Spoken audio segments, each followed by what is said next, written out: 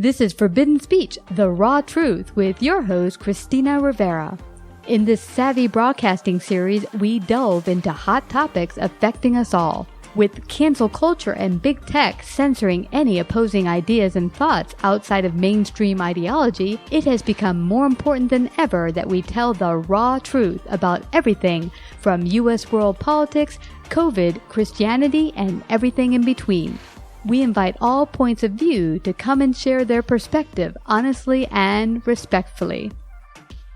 Hi, Stephen Willeford. Welcome to Savvy Broadcasting's Forbidden Speech, The Raw Truth. It's a new series that brings forth some of the difficult conversations that need to be put on the table for us to just have honest dialogue about. And you work with Gun Owners of America and actually my husband is actually a gun owner and also a proud member of your organization as well. Excellent. Yeah, but some people might not remember who you are. You were in the news a while back in 2017. There was a mass shooting at a church, and you stepped in as a good guy with a gun, an AR-15, and you actually put a stop to it and stopped that guy from killing any more people.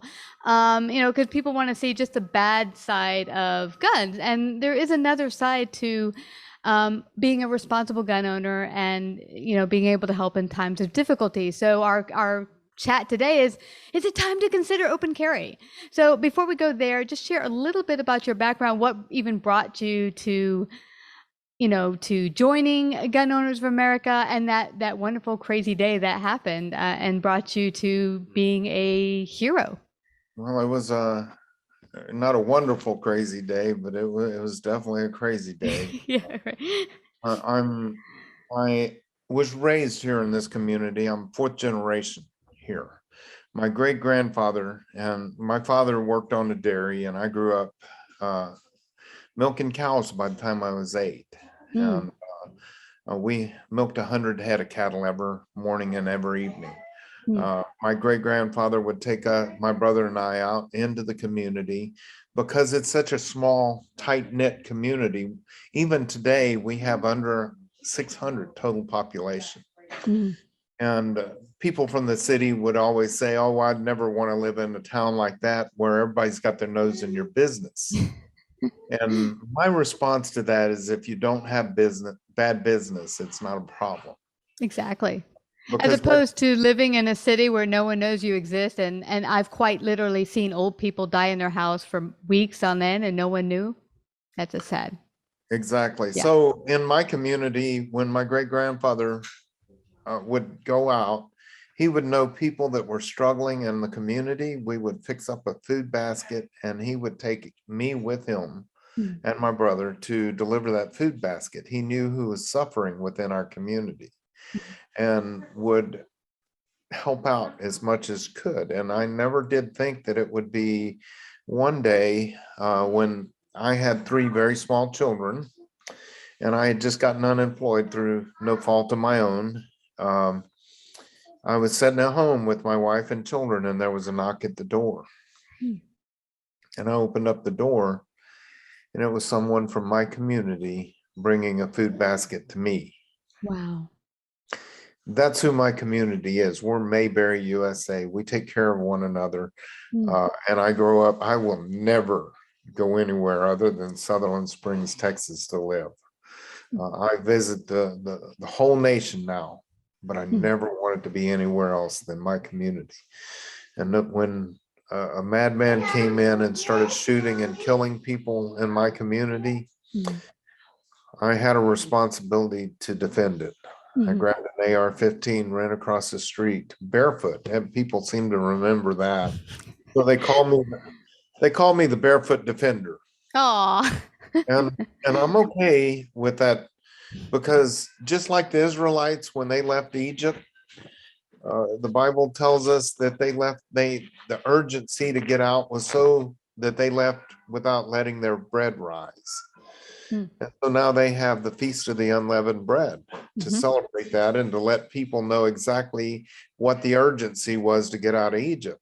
So I've taken on the mantle of the Barefoot Defender, because when it happens, that kind of lets you know how urgent it is to get into the fight, that you don't have time to put your shoes on.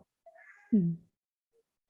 Yeah, it really does. Now it's interesting. I'm also in a smaller community now than where I'd come from. People who follow my show know I originally was living in Brooklyn, New York, a little bit bigger community.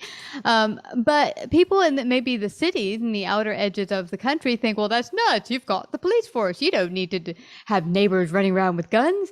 But as the cops often say, we're usually 8 minutes or minutes away from a crime taking place, and often just to scoop up your body when it's all done.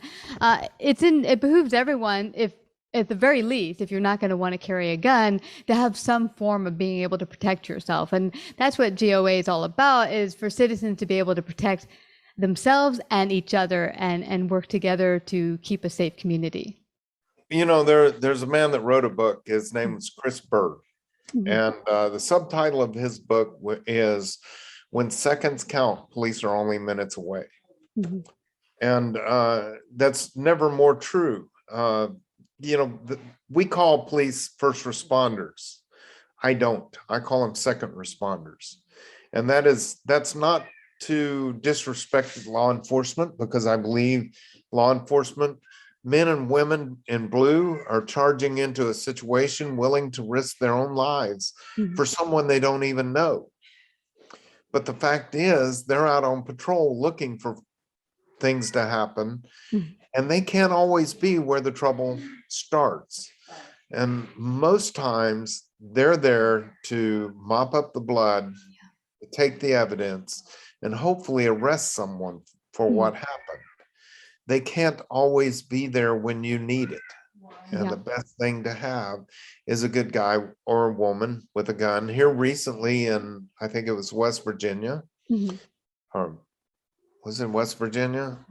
But a shooter started shooting into a graduation party Mhm. with an AR-15, and she pulled her pistol that she legally owned and took him out. Mhm. And where was that in the media? The media didn't say a thing about that, because no one other than the shooter died. And it doesn't fit their narrative, and it doesn't make news when she may have saved 100 people by taking him out, Yeah, but who knows how many people she might have saved. absolutely.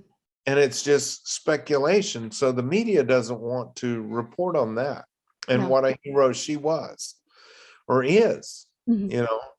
and she'll just fade away into obscurity because no one died but the shooter.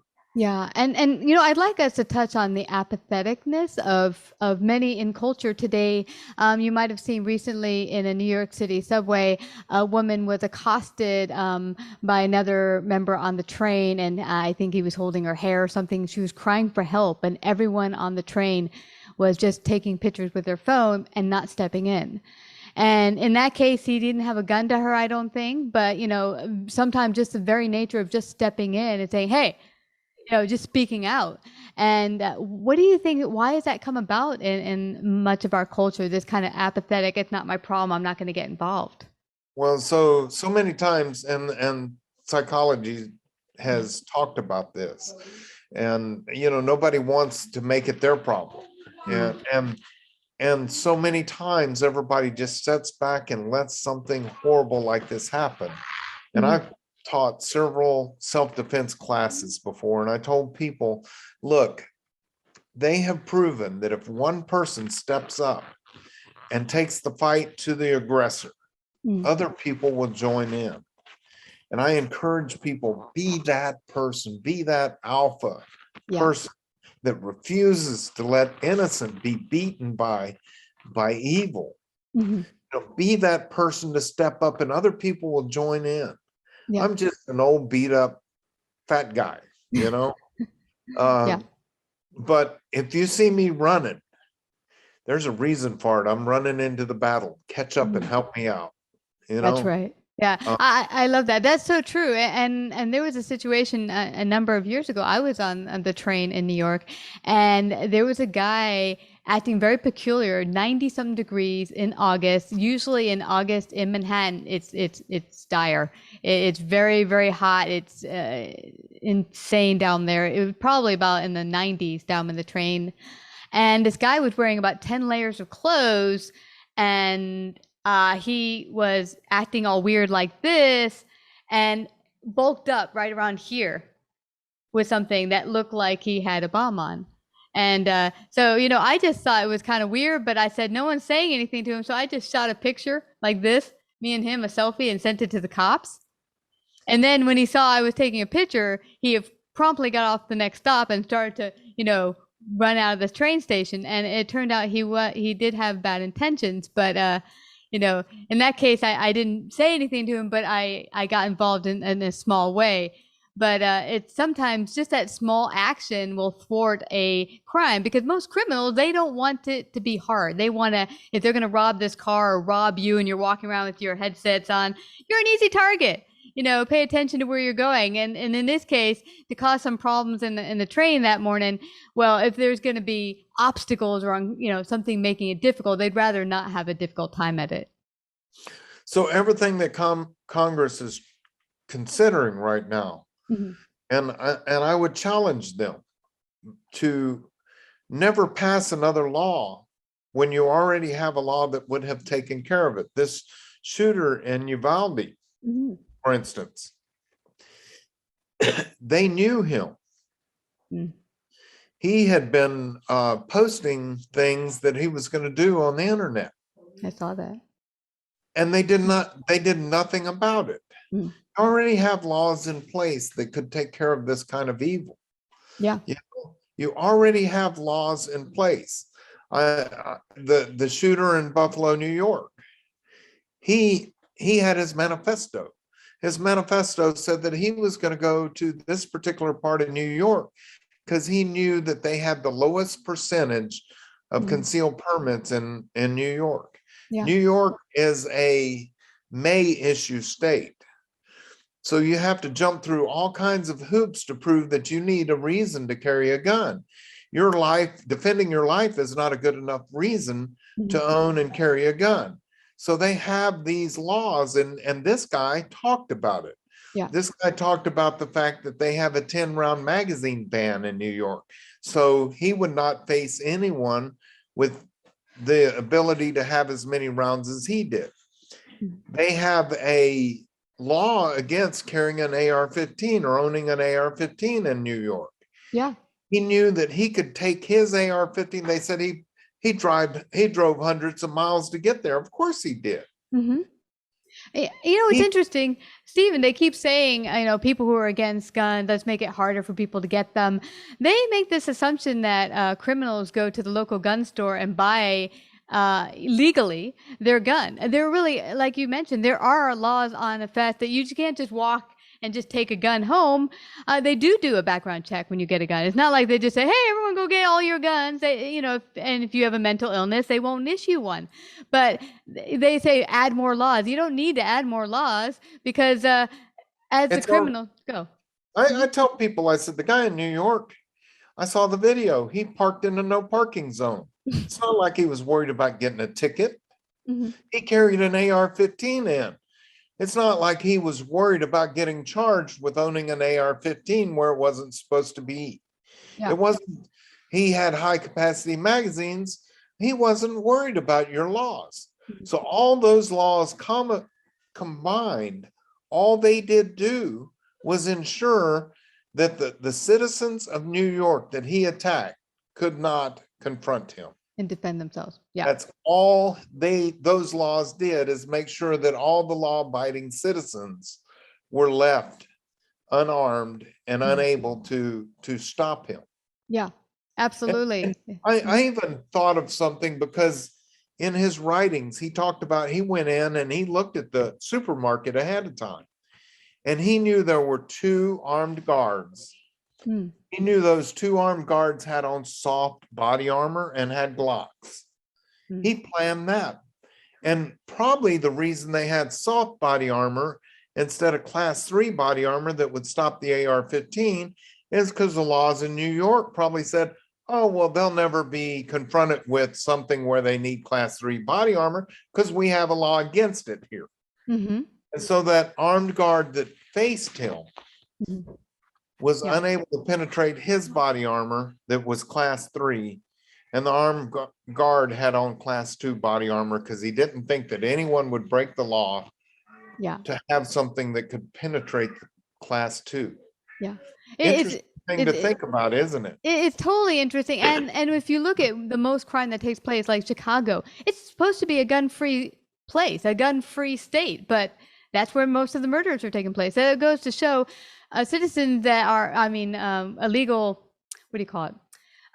Criminals are not going and getting legal guns. And then you hear from, leftists say, well, if you got rid of all the guns all across America, then we'd be safe. Well, what? We get drugs only here? They go across the border and get drugs. We don't have illegal drugs coming across the border. So, I mean, it would never stop it. And plus, even if we say we got guns away from or made firearms non-existent on the planet, what? That's the only way to hurt a human being? You can't make a homemade bomb in your kitchen or something? So the arguments are kind of nuts. Okay, I have something seriously. Hmm. And I want anybody that says, oh, it's just a simple act to get rid of all the guns in America. But let's think about this, because I had a meeting one time with AJ Louderback. AJ Louderback was Donald Trump's presidential advisor on everything border security. And let's think of this real like AJ Louderback. He's a sheriff of Jackson County, Texas. AJ Louderback said the drug cartels have a $500 billion budget. Does that scare you? Yeah, that's nuts. They have a $500 billion budget. And which, by the way, all the illegals that are coming across the border have to pay them $8,000 a piece to get across, or agree to their terms of running drugs or prostitution and human trafficking on our side of the border to pay them off if they don't have the money to pay. And they all wear green armbands to make sure that everybody knows when they get over here that they paid the drug cartels. So that 500 billion is growing daily.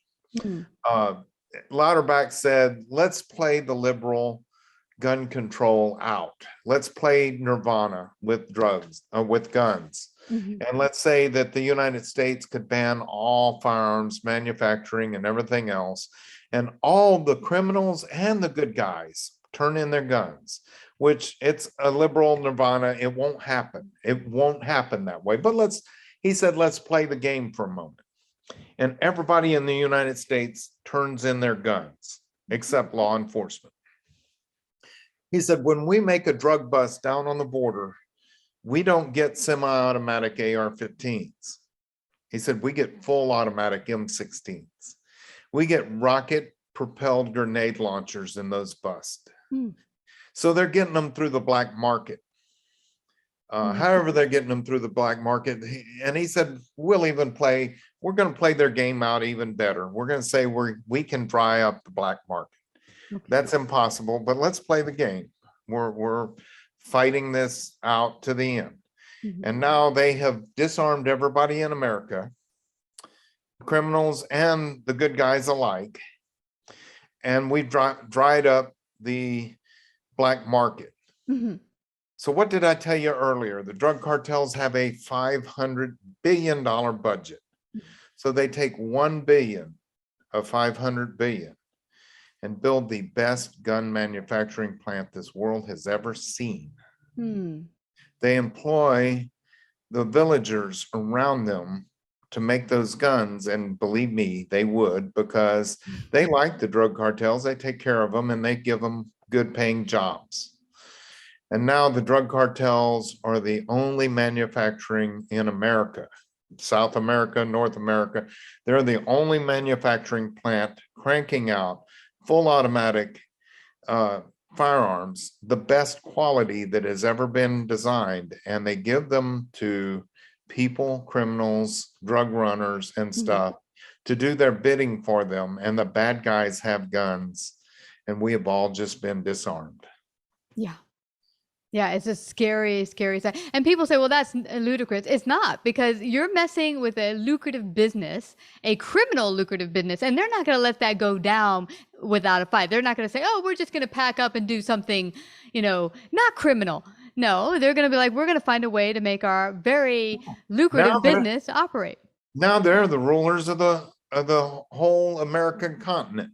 Mm-hmm. They are the rulers of the American continent. Why do you think they want gun control so bad?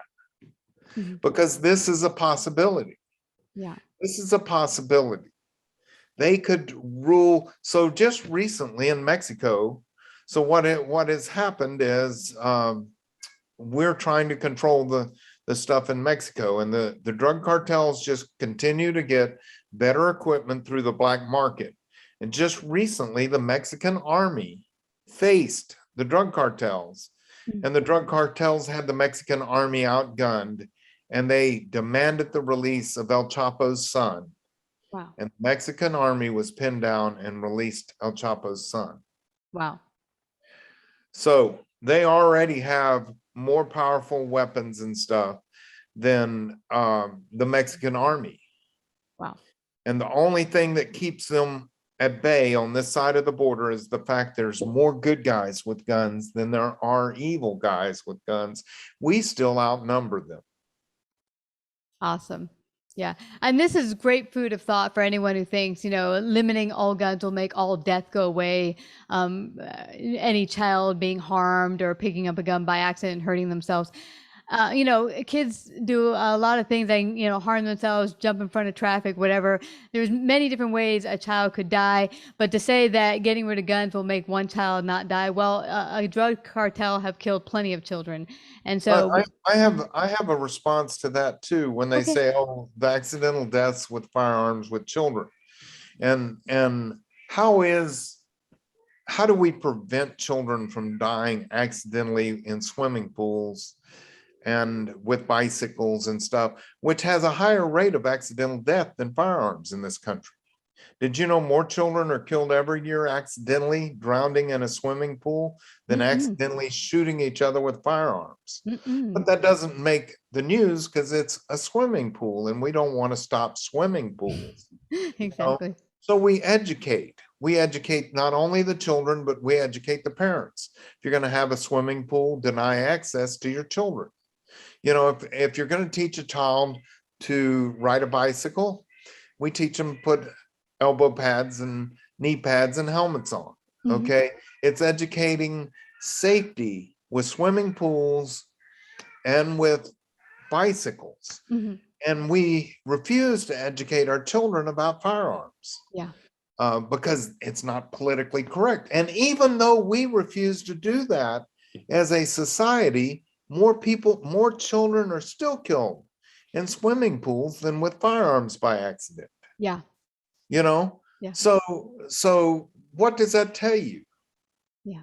That tells you that everything in this world is dangerous. And how you prevent accidental death or disfigurement is through education. We should be teaching children in school firearm safety, whether they're going to ever touch a firearm or not. You take a disabled firearm into a classroom and teach the children to respect that firearm. Teach them how to disarm that firearm. We teach swimming pool safety, bicycle safety. We should be teaching firearm safety just the same.